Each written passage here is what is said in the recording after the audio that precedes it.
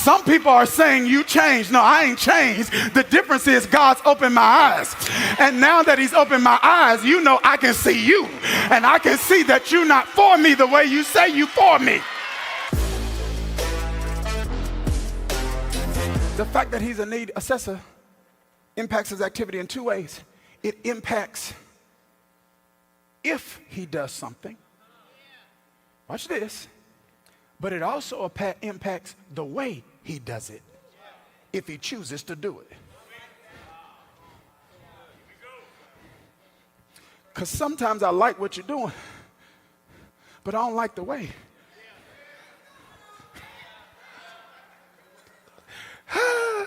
Did you hear what I just said? And an example, family, of what I'm trying to articulate is found in this passage right here in John 9. All I've been doing is preaching John 9. I hadn't quoted the text, but I've been preaching the text. All I've been doing, without mentioning John 9, is preaching to you everything that's in John 9. Because in John 9, we see a God who's omniscient. In John 9, we see a God who's immutable. In John 9, we see a God who not only meets needs, but we see a God who assesses needs. In John 9, we're allowed to eavesdrop on a conversation that Jesus has with a gentleman that goes unnamed. All the text tells us is he's a blind man. I'm not even going to bother that. But when I get to heaven and meet John, I'm going to ask John about that. Because Jesus didn't do that. John did that. John made a decision. I'm going to write about you, but I'm going to connect you to your issue and not your name. Did you hear what I just said on this side? He said, see, that's how some people will, well-meaning, well-intentioned, they will do you. They will only remember you by the issue that used to plague you.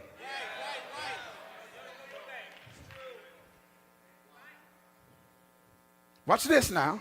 The text says, John says, there's a blind man. And this is interesting now because Charles Spurgeon teaches us this. He says, this is the way you need to read the Bible.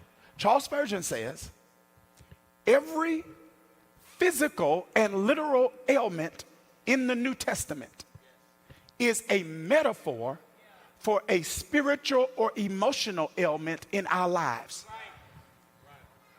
And if you don't understand that, it'll be hard for you to see the meaning of miracles in Scripture for you. Are you following me? So when you see somebody lame or unable to walk or paralyzed in Scripture, it's a metaphor of being stuck in life. Did you hear what I just said? Yeah. When you see someone in Scripture who's unable to speak naturally, it's a metaphor for people who've lost their voice spiritually. I'm not going to bother this. Relationally. Professionally. When you see someone who cannot hear in Scripture, it's a metaphor for people that you can't get through to.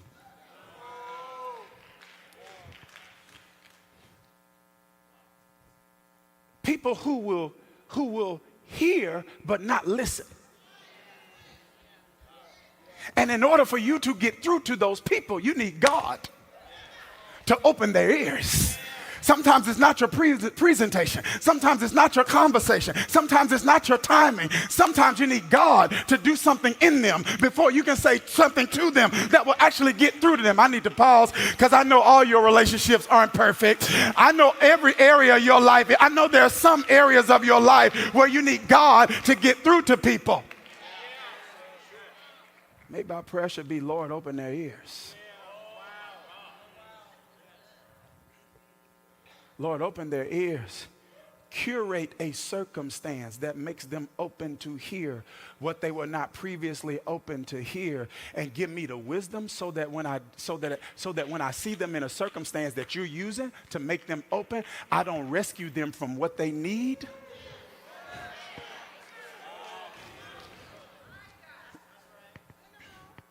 It's going to put them in a position for you to get through to them. He's a blind man, which means or metaphorically can speak to a person that's living life with no vision.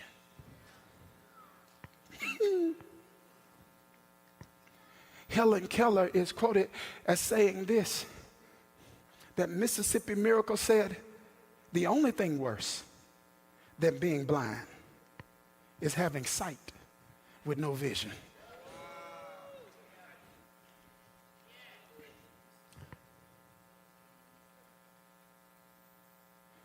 He's living a visionless existence. The text says he's been blind since birth, which means he's never lived life with vision.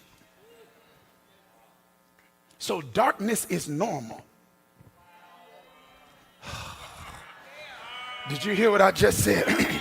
Darkness is normal. He's been in darkness so long now he knows how to survive in darkness. He knows how to navigate his way through darkness. Darkness is all he knows, so darkness is normal to him. Because we can deal with darkness or dysfunction for so long that we become functional in the midst of dysfunction, not realizing that it's still dysfunctional even though I'm functional in it. Darkness. And here's the thing, I don't know if you've ever tried to walk around in the dark, but if you have, it increases the likelihood of injury. Did you hear what I just said?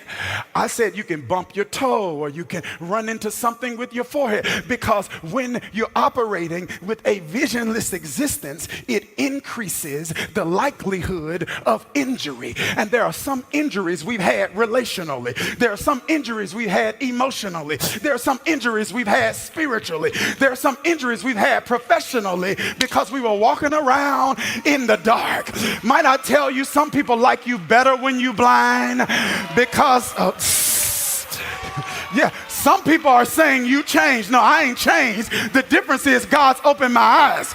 And now that he's opened my eyes, you know I can see you. And I can see that you're not for me the way you say you for me.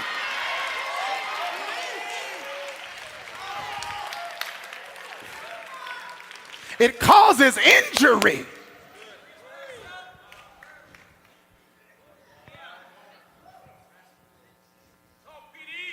But watch this. I don't know if you walked around in the dark, but not only does it cause injury, it also inhibits acceleration. You don't go fast in the dark. Did you hear what I just said? You don't go fast in the dark.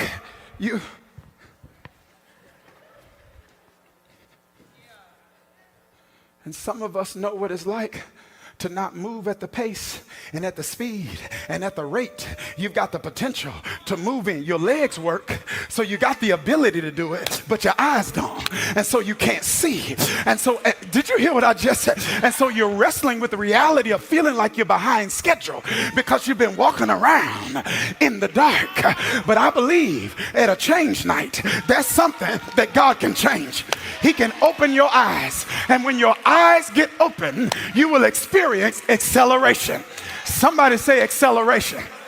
That means God can get you further faster.